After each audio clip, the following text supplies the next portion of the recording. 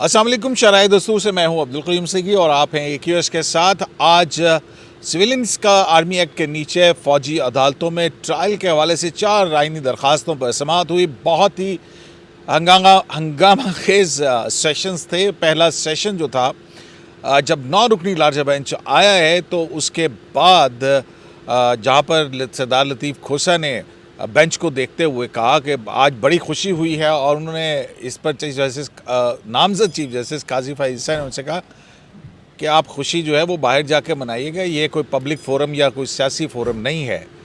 और फिर उसके बाद जस्टिस काजी फ़ाइज़ ईसा ने मुख्तलिफ वजूहात बताई और उन वजूहात को बताते हुए उन्होंने कहा कि मैं इस बेंच को बेंच नहीं मानता और जब से प्रैक्टिस एंड प्रोसीजर एक्ट आया है उसके बाद से जब तक उसका फैसला नहीं हो जाता बेंचेस की तश्कील गैर कानूनी है।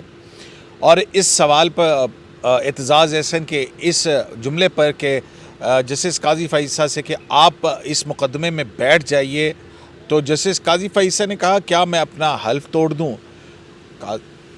एतजाज़ एहसन ने कहा कि ये घर से आपके घर के ऊपर बाहर से हमला हो रहा है, तो जस्टिस काजी फ़ाइज़ ईसा ने कहा कि ये घर नहीं है एतजाज़ एहसन साहब, ये सुप्रीम कोर्ट ऑफ पाकिस्तान है जहाँ पर मामलात शफ़ाफ़ अंदाज के अंदर चलने चाहिए। आज काजी फ़ाइज़ ईसा ने अपना वो सारा मुद्दा खोलकर बयान कर दिया कि वो क्यों पिछले 3 माह से किसी भी बेंच का हिस्सा नहीं है और क्यों वो चैम्बर वर्क कर रहे हैं।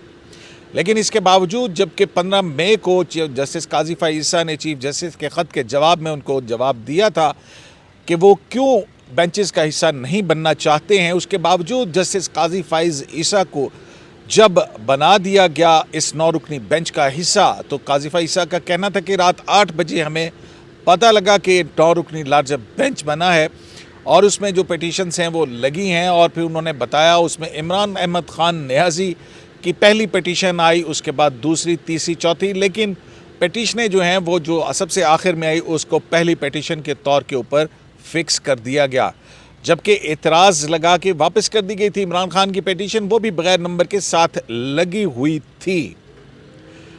और यहाँ पर एक बात ये भी है कि मुझे इसके साथ ही ये बात भी याद आती है कि जस्टिस उमर अता बंदाल उस 5 रुकनी बेंच का हिस्सा थे जिसमें खुद इन्होंने ये ऑर्डर दिया था कि जस्टिस काजी फ़ाइज़ ईसा इमरान खान प्राइम मिनिस्टर के ख़िलाफ़ कोई मुकदमा नहीं सुनेंगे। क्या जस्टिस काजी फ़ाइज़ ईसा को बेंच में शामिल करते हुए जस्टिस उमर अता बंदयाल अपना वो ऑर्डर भूल गए या इसके पीछे कोई और बात है। लेकिन इसके साथ एक और भी बहुत बड़ा सवाल है कि जस्टिस काजी फ़ाइज़ ईसा कहते हैं कि आइन और कानून के तहत फ़ैसले करने का हल्फ लिया है और कानून प्रैक्टिस एंड प्रोसीजर जो है वो अभी तक उस पर स्टे है, कोई फ़ैसला नहीं हो रहा और जब तक उस पर फ़ैसला नहीं होता बेंचेस की तश्कील गैर कानूनी है। और उन्होंने ये भी कहा कि वो इसको अदालत नहीं मानते, इसको बेंच नहीं मानते, इसको कोर्ट नहीं मानते, लिहाजा ना तो वो रिक्यूज़ कर रहे हैं और ना वो बहरहाल इसका हिस्सा नहीं बनना चाहते।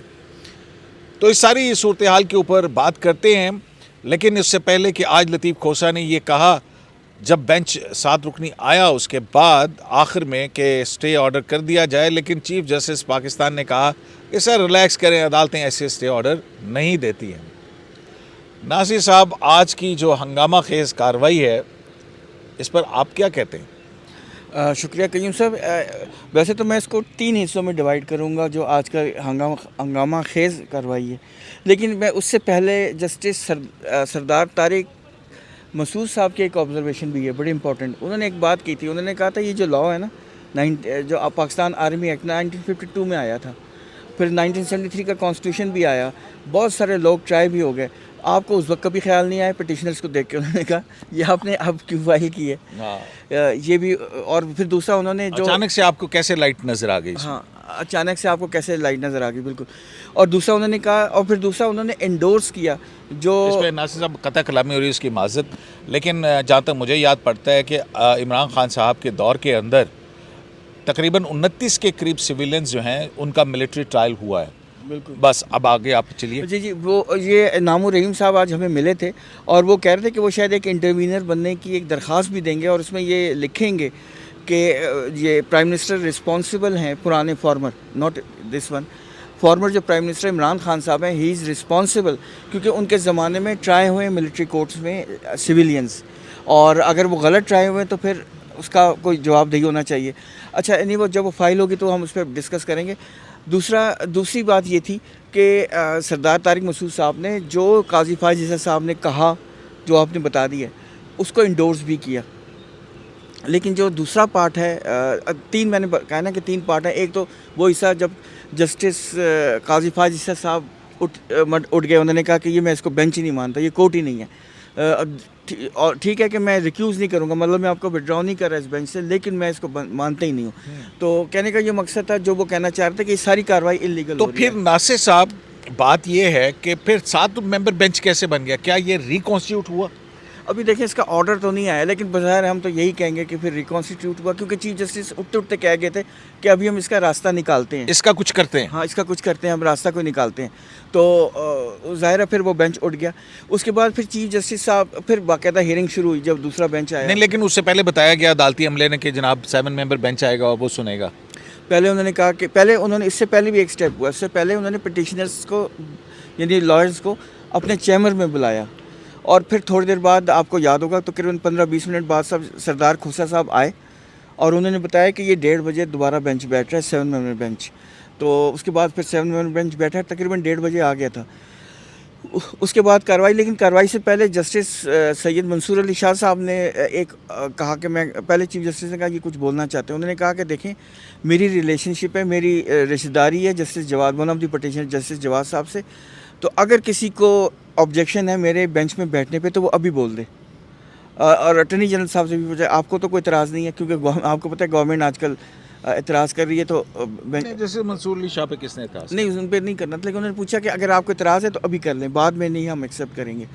तो किसी ने भी इतराज़ नहीं किया, उन्होंने क्या, तो फिर वो कार्रवाई शुरू हो गई। अगर जस्टिस मुज़ाहिर नकवी भी ये पूछ लेते तो ज़्यादा बेहतर ना होता? देखें तरीका तो यही होता है ना कि उन्होंने, देखो जस्टिस मंसूर अली शाह साहब ने आते ही बहुत एहसन तरीके से पूछ लिया कि देखें मैं बैठ रहा हूँ, अगर किसी को इतराज़ है मैं उठ जाता हूँ। वैसे नाज़िर साहब, ये जहाँ पर इतनी हाई सेंसिटिव मामले के ऊपर इतनी ज़्यादा प्रोसीडिंग थी, उसमें अब बहुत सारे लाइटर नोट के ऊपर भी बहुत सारी बातें हुई। एक मरतबा जब जस्टिस याया अफरीदी जो हैं सरदार लतीफ़ खोसा से पूछ रहे थे कि आर्मी एक्ट में तो इसकी सज़ा जो है वो कम है, और जबकि जो सिविल लॉ है उसके अंदर तो इसकी जो जुराइम है जो बताए जा रहे हैं उनकी तो ज़्यादा सज़ा है। तो जस्टिस मंसूर अली शाह जो है वो, उन्होंने हंसते हुए कहा कि वो पूछ रहे हैं कि इधर जाना है या इधर जाना है।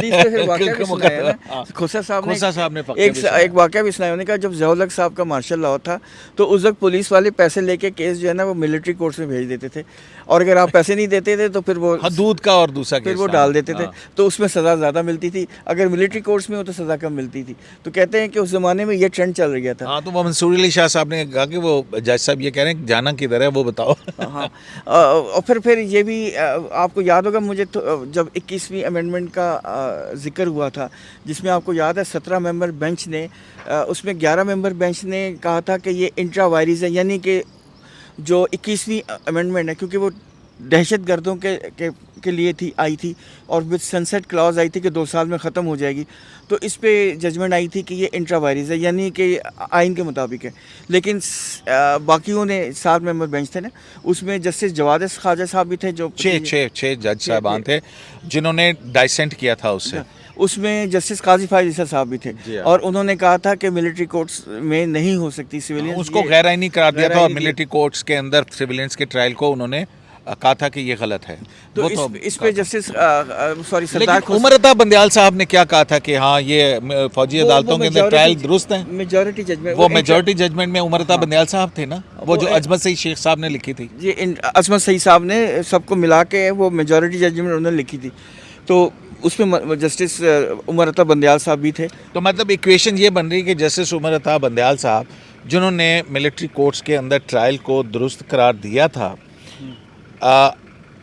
वो ये सुन रहे हैं कि सिविलियंस का ट्रायल ना हो, जबकि काजी फायज ईसा जो इस बेंच से रिक्यूज़ कर गए, बेंच पता नहीं है या नहीं है, नामजद चीफ जस्टिस हैं, तो जिसको वो अदालत नहीं मानते हैं इसको, वो जो है वो तो मिलिट्री कोर्ट्स के अंदर सिविलियंस के ट्रायल को पहले ही अपनी राय दे चुके हैं उसके ऊपर। तो ये अब कैसी इक्वेशन लग रही है आपको? देखें वो प्रोपोजिशन बिल्कुल डिफरेंट थी, वो कॉन्स्टिट्यूशन अमेंडमेंट थी, ये डिफरेंट मैटर है, उसको इसके साथ लिंक अप ना जस्टिस करें। याया अफरीदी ने यही कहा था सेक्शन उन्होंने- 21D की वायरीज जो है उसको उसमें चैलेंज किया। मैं तो वो चैलेंज देख रहा हूँ। नहीं, लेकिन उस वक्त सनसेट क्लास थी, वो 2 साल के बाद सलमान मामला अकरम खत्म- राजा साहब का यही मौक़िफ़ था। ख़त्म हो गया, ये चीज़ और थी। और जस्टिस काजी हर टाइम की बात होती है, कभी कोई जो है वो इस्टेब्लिशमेंट के बहुत सख्त नाराज़ होती है, कभी इस्टेब्लिशमेंट के आप आंखों के तारा होते हैं। तो हर एक का यूं साहब टाइम होता है। कभी आप भी लाइज मूवमेंट में आपके ख़िलाफ़ क्या कुछ जो है, आपको कितना ज़दोकोब किया गया और कितना कुछ आपके साथ, तो फिर दिन फिरते रहते हैं ना, फिर आगे फ्यूचर में पता नहीं क्या कुछ होगा। तो ये देखें जो मामलात है ना, एक मिनट, मेरा क्वेश्चन है, ये आपने जो कहा है कि फ्यूचर में क्या कुछ होगा, इसको ज़रा एलिब्रेट कर दें। नहीं, मैं कह रहा हूँ कि हर टाइम के बाद चीज़ें चेंज होती रहती हैं ना, मतलब है कि हर एक टाइम नहीं रहता हर एक का। और हर जिस तरह चीफ साहब कहते हैं, वो उन्होंने कहा था क्या, मतलब आप उमर अता बंदयाल साहब को कोई मैसेज देना चाह रहे हैं? जैसे कि आप कह रहे थे, अभी हम ऑफ द कैमरा बैठे हुए थे, नासिर साहब तो उमर अता बंदयाल साहब की बहुत तारीफ़ कर रहे थे, असनाद साहब, और कह रहे थे आज उन्होंने इस्टेब्लिशमेंट को पैगाम दे नहीं दिया। पैगाम तो क्या पैगाम दिया? पैगाम उन्होंने दिया है जी, जो उनका पोलाइट लैंग्वेज लहजे से उन्होंने अटॉर्नी जनरल को कहा कि 3 बातें उन्होंने की। उन्होंने कहा जी वकील उठाए जा रहे हैं, हरासा किया जा रहा है, ये उज़ैर भंडारी हैं, इनके साथ क्या है, इन चीज़ों को देखें। फिर जर्नलिस्ट को हरासा ना 6 दिन वो असलम साई साहब क्या देखिए, वो, एक आपके मुल्क का चीफ जस्टिस एड्रेस कर रहा है कि वकीलों को हरासा किया जा रहा है, साफ़ी छोड़ दें। आप ये जो उनको जो आपने रखा हुआ ख़वातीन जो बंदे 4000 पकड़े हैं 9 महीने, मेरा ख्याल है कि बंदयाल साहब इंटरनेशनल ऑडियंस को एड्रेस कर रहे थे और थ्रू फ़ौज सीधा एड्रेस तो फ़ौज को कर रहे थे, लेकिन ये जो उनकी बातें थी ये इंटरनेशनल ऑडियंस में बड़ी जो है ना उनको पिक किया जाएगा। वैसे क्योंकि पाकिस्तान चीफ तहरीक जस्टिस है इंसाफ के वहाँ चेयरमैन के मौक़िफ़ के भी बहुत करीब हैं ये वही चीज़ें। नहीं, देखें चीफ जस्टिस ऑफ पाकिस्तान है, मुल्क का सबसे बड़ा यानी इंसाफ का इदारा, उसका हेड है, और वो ये बातें कर रहे हैं कि ये कंसर्न है हमारे। फिर उन्होंने ऑडियो लीक्स की भी बात की कि पहले तो सिर्फ ऑडियोज़ की, अब लिबर्टीज़ की बात आ रही है। तो वो मैं कह रहा था कि उन्होंने पहली दफ़ा, उनका ये नहीं है कि उन्होंने कहा कि फ़ौज को ये कह दें या एस्टेब्लिशमेंट को, लेकिन पैगाम उनका एस्टेब्लिशमेंट का, ऑर्डर पास क्योंकि किया एस्टेब्लिशमेंट सब आज? इस हवाले से कोई ऑर्डर पास किया आज? देखिए, ऑर्डर तो अवेटेड है, लेकिन सारे रिमार्क्स खबरें चल गई ना, यही होता है, सारी हर तरफ खबरें चल गई हैं। वो ऑर्डर भी आ जाएगा मे बी, लेकिन वो उन्होंने एड्रेस किया है। तो काजी फैज़ आप साहब, समझ रहे कि जस्टिस उमर अता बंदयाल कहीं स्कोर सेटल कर रहे हैं? देखिए स्कोर सेटल नहीं कर रहे हैं, उन पे जिम्मेदारी है, उनकी कॉन्स्टिट्यूंसी है, उनको जो स्पोर्ट फरवरी से लोग कर रहे थे वो मायूस थे कि हमें जो है पहली दफ़ा फरवरी के बाद हमें रेस्क्यू नहीं कर रहे आप, उनका शिकवा था। आपने देखा होगा कुछ जर्नलिस्ट की भी ट्वीट भी आया है। ये 9 मई कब हुआ था वैसे?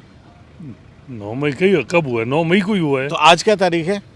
देखिए, जब मिलिट्री कोर्ट लगा है, जो भी मामलात जब केस लगा, मैं ये नहीं कह रहा कि मैं वो बात कर रहा हूँ कि जो उन्होंने की है। आप कह रहे हैं कितनी लेट की है, क्यों की है, वो अभी भी पॉलिटिक्स कर रहे मैं हैं। तो सवाल पूछ रहा हूँ यार। नहीं, वो आप सवाल मैं ये कह रहा हूँ, आप कह रहे हैं ना कि 3